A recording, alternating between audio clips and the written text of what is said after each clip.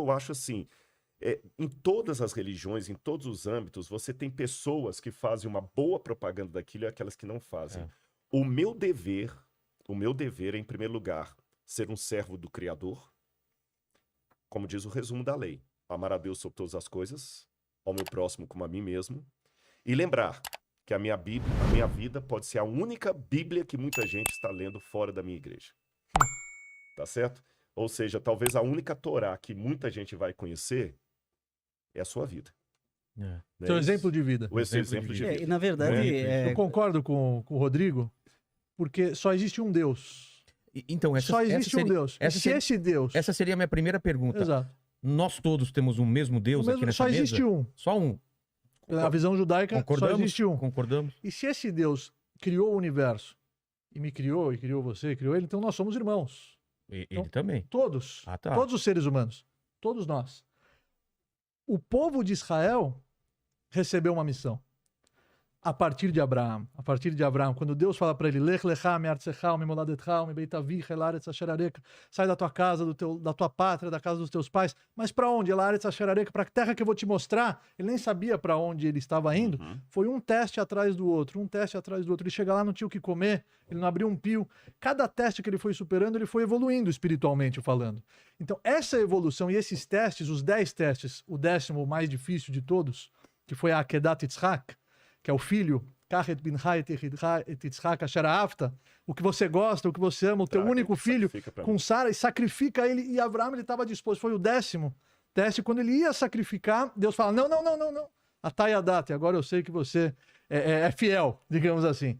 Então esse 10º teste deu o título para ele de patriarca do povo de Israel. E o povo de Israel, ele tem o seu legado, a sua missão, mas também tem as suas responsabilidades. Quando a descendência de Abraão, que é Isaac, depois Yaakov, e as 12 tribos, e hoje nós temos só a tribo de Yehudá que sobrou, por isso que nós somos Yehudim. Como assim? Porque as outras tribos se perderam, e a de Yehudá, os Koanim e os levitas, nós temos tradição. Nós temos tradição. Mas por isso que nós somos judeus, nós somos descendentes de Yehudá, de Judá. De uma das tribos. De uma das 12 tribos. Quando aceitamos o compromisso no Monte Sinai, antes mesmo de saber o que estava escrito, Na'aseh venishma, faremos e cumpriremos. Mas antes de mais nada, faremos. Quem assina um contrato sem ler? Ninguém. Então isso foi também uma demonstração incrível de fé, que é aquele exemplo do piloto de avião que eu falei. Porque se Deus está nos presenteando com essa missão, sinal que é bom. Então abraçamos isso e temos a nossa responsabilidade de vivenciar e nos comprometer com esses ideais sem desrespeitar o que é sagrado para o outro. Mas isso em nenhum momento deslegitima as outras culturas, os outros povos, as outras nações. Nós temos a nossa história. Eu costumo falar que o judaísmo não é uma religião. Nós somos um povo. Não sei se você concorda. Claro. Nós somos uma tribo, um povo milenar. Estamos até hoje praticando. Veio de uma tribo. Exato. Exato. E estamos até hoje praticando e vivenciando isso. Mas sabe, isso que o Rabino está falando, assim, me emociona, porque o nome desse programa Inteligência. é Inteligência Limitada. E Mas só explicando, posso falar todo mundo de você, todo mundo de você. Sim, claro. Mas só explicando, é porque eu assumindo a minha limitação da inteligência, eu tô aberto para aprender coisas toda noite. Super legal. Mas eu Inclusive, parei... ele falou para mim que quer se converter ao judaísmo. E eu trouxe o Morelo. O médico vai fazer. Hoje ele vai fazer. Mas hoje, Rodrigo. Você sabe o que é Moelo? Exato, ele vai fazer a circuncisão, Rodrigo. Só que tem um problema, ele tem Parkinson, não tem problema. Ah, não tem problema, tranquilo. Okay. Mas você sabe o que, ajudando aí, eu estacionei no inteligência, não cheguei no limitado. O que é inteligência, né? Inteligência é intus legere, em latim. É entrar dentro. É ler, legere é ler dentro. Intus, dentro, ler. Então, a fé, ela é muito mais... A gente estava falando de fé, né? A fé é muito mais do que crença. Porque a crença é um código da fé. É uma elaboração, é uma racionalização da fé. E quando é fé, é inteligente. Então, quando pessoas dispostas a ler dentro... E é engraçado porque as pessoas dizem que fé é o contrário da inteligência. no Exatamente. mundo. Não é o que a gente escuta? Mas peraí. Ou você acredita na ciência, ou você tem fé, como se fossem coisas... Mas de acordo com o que o padre está falando, não. Então, não, eu quero entender. O fundador da nossa congregação, que é o Padre Deon, a gente leva essa cruz aqui, né? Depois vamos falar da cruz. Eu quero ele falava que precisamos ter uma fé inteligente. Uhum. Então, o que é uma fé inteligente? Porque o fundamentalismo não tem uma fé inteligente, não é? E eu estou falando de fundamentalismo e não fundamentalidade, né? Uhum. Porque o Rodrigo uma vez me disse... Fundamentalidade, a fundamentalidade você se esconde no porão, não é? Tá. E não vai para a superfície, você não mostra o rosto. Então você é fundamentalismo, então é só o meu umbigo, não entendi. é? É só os meus fundamentos. Eu quero impor a minha, o que eu acho. Vou dar um exemplo de fé inteligente, né? Que tem a ver com o Rabino. Pegou fogo, não sei se lembra, pegou fogo acho que foi um atentado na sinagoga de Buenos Aires. Lá o Rabino era Abraham Skorka. Lembra disso? Uhum. E o arcebispo era um tal de Bergoglio, que hoje é o Papa Francisco, não é? Era o Rabino. Era o arcebispo e o outro era o Rabino. E todo mundo poderia pensar, bom, o arcebispo vai pedir oração pela comunidade judaica de Buenos Aires. Não, ele procurou o Rabino e disse, como é que nós podemos ajudar a reconstruir a sinagoga? O Rabino disse, bom, vamos ter que investir um tanto aqui, vai custar tanto, não sei o que. Dinheiro eu não tenho. Vamos fazer um livro? Como assim? Vamos fazer um debate, vários debates entre o arcebispo e o Rabino. E fizeram vários debates abertamente, foram gravados e lançaram um livro, que pouca gente conhece, Entre o Céu e a Terra. Está traduzindo em português. Entre o Céu e a Terra. Mas era o Bergoglio, que hoje é o Francisco. Uhum. Né? E um dos debates entre eles é sobre o demônio. Que jesuíta, você sabe, né, Rodrigo? Gosta muito de falar sobre se tirar o demônio dos exercícios espirituais de Santo Inácio, né? O Papa adora falar de demônio. E aí começou a falar, vamos falar do demônio. Aí o Rabino diz, bom, é Satã. E aí foi pro... É impressionante o modo como o diálogo inteligente vai encontrando campos de confluência entre as duas. Intersecção. E vai criando unidade. E vai criando comunhão.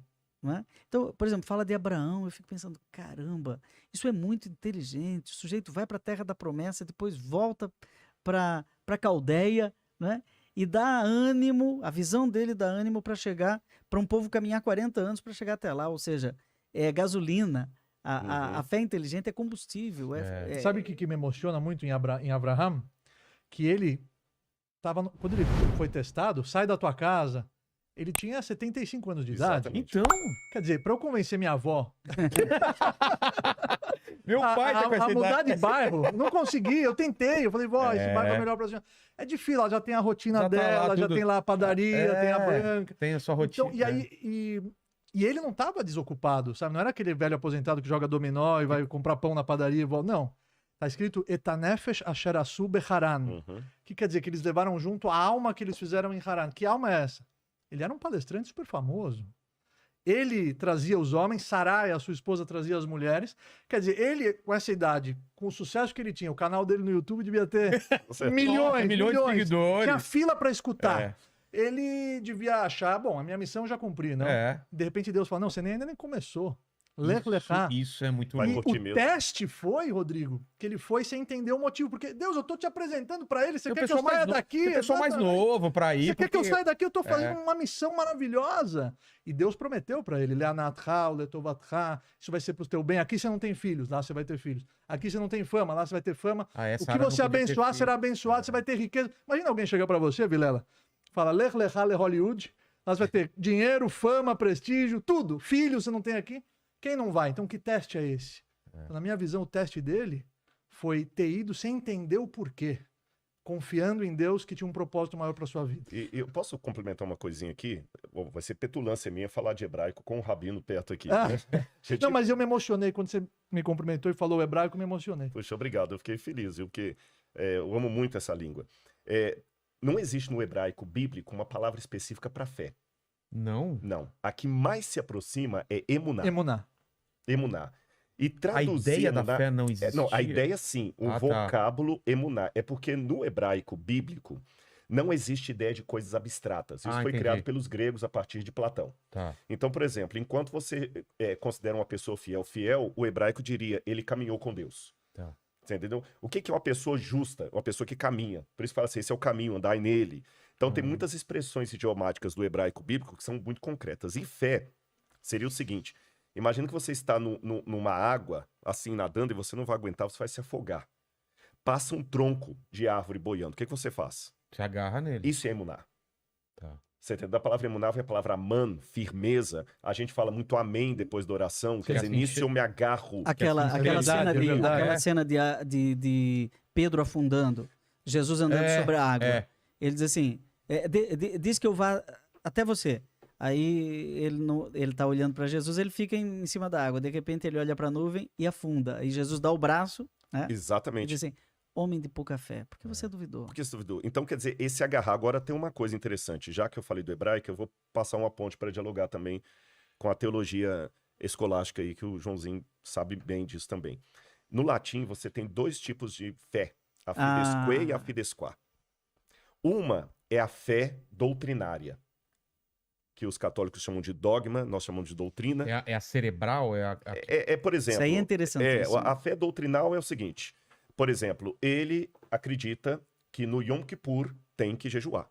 Isso faz parte da fé doutrinal dele. Que ele tem que usar um kippá, que ele está constantemente sob o perdão, a cobertura de Deus, uma questão de referência. Ele entra na sinagoga com kippá, tá certo? A fé doutrinal do padre Joãozinho, o Santo Sacramento, a hóstia consagrada, a missa, a intercessão dos santos. A minha fé envolve a volta de Jesus, a guarda do sábado, uma série de coisas. Isso é fé doutrinal. Isso são dogmas ou não? A Igreja Católica chama de dogmas, mas aí teria que ter uma explicação melhor, que eu prefiro que o Joãozinho dê. E tem a fé relacional, fidesquá, fidesque. A fé relacional é aquela fé que eu tenho com o Criador, que a fé do dogma, ou da crença, só tem sentido se eu tenho uma relação com ele. É uma coisa pessoal? Exatamente. Eu nunca sei, Rodrigo, eu tenho um defeito na minha teologia que eu nunca sei qual é a fidesquá e qual é a fidesque. Né? Então eu pedi aqui ajuda à universidade, né? A fidesquá, né? É a fé em quem? É relacional. É relacional. Fidesquá. Em latim é fidesquaque creditur. E a fidesque é a fé em quê? Em quê? Exatamente. Então vamos lá. Fidesque. Eu creio que Jesus é o Senhor. Que Jesus é Salvador. Eu creio. São os códigos de fé. Eu creio nisso.